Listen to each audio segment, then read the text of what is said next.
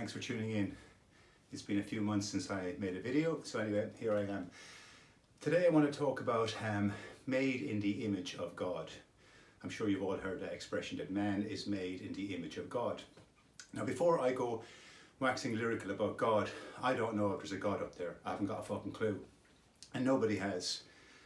Jordan Peterson, love him or hate him, he addresses God a lot, but he never actually addresses God. He addresses how the mind is best orientated towards the higher self and so on. And you know, he gives us a sense of God in that perspective, but he never actually talks God. So I want to talk about what God might possibly be. Now, in relation to made in the image of man, most people associate that perspective with the idea there's a man up in heaven with a big white beard, big happy wise man, he loves us all, and we're made just like him. You know, he has a rib and a penis and a beard and a face and a head and a body, the flesh, and that's what we have. So in that sense, we are made in the image of God. But that's an old paradigm story, and it doesn't do us any justice in explaining what God might be and so on. So I'm nothing about that. Now, I wrote before that I didn't go looking for God. I was brought up a Catholic, and you know, I resented that framework. I pulled away from it and I took another path and went forward with my life. And I found myself in the world of philosophy, you know, and the world of phenomenology and ontology. And for some reason, I've always wanted to know the essence of humanity. What are we? Where are we? You know, and so on. So, you know, one thing led to another, and I ended up wanting to systemize the human mind. So I didn't go looking for God, I went looking for a system, a blueprint for mankind, if you will, and in it I found God, or at least the possibility of what God might be. And so, like, I often think, like, if we found an artifact, a tool, say, on our planet, and the compounds weren't, you know, of Earth, say, some of the compounds, and we we discerned that it wasn't actually human. Well, that simple artifact, that simple tool, you know, would allow us to conjecture the possibility of an alien civilization. We wouldn't actually need to see the whole civilization. You know, we wouldn't have to see all of it. All we need is one clue for us to sort of go looking for the possibility, like, wow, we can start some conjecture about this tool and, you know, who made it, where did it come from, and so on. So in that respect, all we need is one artifact of God, one simple clue to get us on the right path. And we've never had a clue, okay? We like the idea that we're all connected to some greater source, but you know, that's just a feeling, and there's no clue in that there is actually a God watching over us all. And by the way, I don't believe in that sense of a God either, that something is watching us over us all. I believe there's a conscious eye passing through us, and I believe that is God. So yes, back to made in the image of God. So by way of analogy first, let's imagine an advanced robot, an android, whatever the fuck they're called, an advanced robot. And inside the robot is a complex microchip. And that microchip is responsible for all its thoughts, all its thought processes, everything it thinks and feels, okay? So that effectively is the robot, okay? You take out the chip out of the robot's body, the body is irrelevant, it's incidental to this chip. This chip is what it is, how its sense of awareness is contained within the chip. Now imagine if this robot chip, is connected to a gigantic chip kept in the desert somewhere, this power source. And this is the central God chip of all the robot chips. And every robot chip is connected to this chip. And it's identical in every way to the God chip, to the central gigantic God chip. It's identical in every way. The only difference is the robot chip is tiny in comparison to this gigantic central God eye, this central God chip. So in this respect, we could say that the robot, okay, was made in the image of God. So that's the analogy.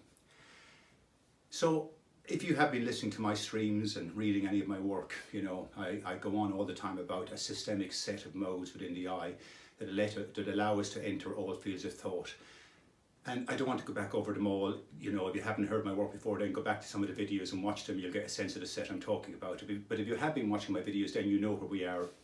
You know, like I said, I've always premised a systemic set that allows us to synthesize with the structures of reality, allows us to systemize our positions and thus synthesize with them. And this eye is responsible for entering all fields of knowledge, whether it's Einstein's work, Kantian work, all the work of philosophers, whether it's medicine, whether it's brain surgery, chemistry, biology, genetics, quantum physics, any field we enter, Doesn't matter if you're Russian or Chinese or English or whatever, we use the same set of modes. We all categorize. If we're looking at medicine, we're categorizing the body, we're categorizing different aspects and organs and cellular structures of the body and so on. We're adding things up, like, oh, that's another mode of the mind to add up. We're trying to unify our positions.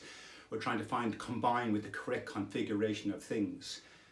You've often heard the expression, something doesn't figure, it doesn't square up, and that's because we don't understand its configuration yet. It means we haven't fully combined with it. So in that respect, you could think of the mind as something that combines with the correct configurations of thought. The Russians are trying to combine with what is, the Chinese are trying to combine with what is, the Americans are trying to combine with what is with the correct configuration of reality, and so on, with the correct configuration of brain surgery, with the correct configuration of music if you want to play Mozart, with the correct configuration of food and how to use it and utilize it and so on. So the mind, you know, one ring to rule it all, one systemic eye to rule it all. Now, I believe this eye is the structure of the conscious eye, okay? So that's like the central chip. We're all connected to a central chip, and that central chip, that central God eye, consciousness, is God, and it's passing through this conduit this conduit of flesh, this biological conduit. So this eye, the most important part about this eye, it systemizes and it synthesizes and it sees through an abstract window. And in that abstract window, man cannot be predicated. Man is a loose concept at best. We often say that God is ineffable. Okay, it can't be described, it can't be explained and summed up in words. But it's man that's ineffable. No one's ever grounded man or woman. No one has ever grounded anything out here because it's an illusion. Appearances are not what things are, and so on. I'm sure you all understand that axiom and so on. But anyway, we cannot ground man. Something within us cannot ground what we are in. Okay, but that thing still stands by definition. The thing that understands that we are not body. So in that sense that we are just a systemic eye. I like to think that I'm a set of systemic a priori modes, not a body of limbs and organs. Okay, I'm a set of systemic a priori modes, not a body of limbs and organs. And this set is floating, if you will, in an ocean of dissipating variables. So that's what I am, okay? That's a portrait of me, true concepts. That's what I believe I am. That's what I believe we all are. And this is the artifact. This is the chip that's in human beings, and this is the chip that is consciousness. So in this respect, in this light, I believe man, woman, is made in the image of God. Okay, now, as I said, and this is really important, I don't fucking know if there's a God, okay? I'm a mortal, I don't know. I'm just a philosophical person. I love philosophy, I love our species. I want us to arrive, I want us to move out of this schizophrenic dark paradigm and move forward and become the transcendental entity that we truly are. And I don't believe the God story is over, okay? Just because we killed off the magic story of God in the sky. The atheists love to debunk that story, but a 10-year-old can debunk the magic God in the sky story, whoopee, there's no fucking points for debunking that.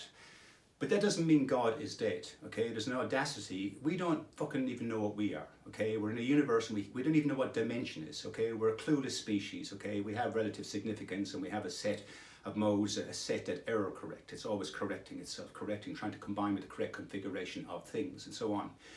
And so, like I said, we need to start debating what God might be.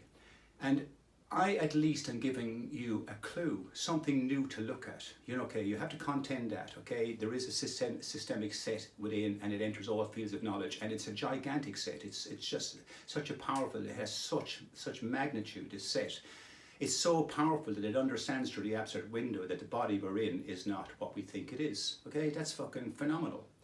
So anyway, I believe we need to look at this. I believe this within our head, just to say it once more, is the conscious chip, if you will, and it's connected to the greater central conscious chip, consciousness. And once again, we are made in the image of God. Anyway, hope you got something from that.